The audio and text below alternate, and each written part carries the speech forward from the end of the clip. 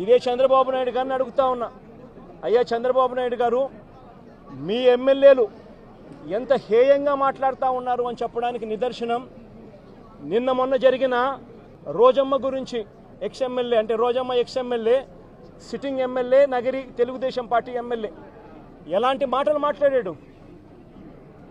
చెప్పడానికి కూడా సిగ్గుపడే మాటలు, సిగ్గుపడాల్సిన మాటలతో రోజమ్మను హేయంగా మాట్లాడితే ఇదే చంద్రబాబు నాయుడు గారు ఏం చేశారని అడుగుతా ఉన్నా.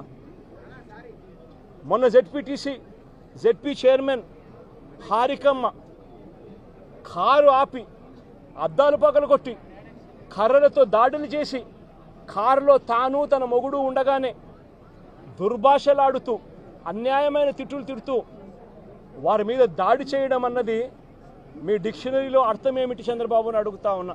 మా మాజీ మంత్రి రజనమ్మ ఎంతటి దారుణమైన భాషతో మీ తెలుగుదేశం నాయకులు మాట్లాడారు అని అడుగుతా ఉన్నా.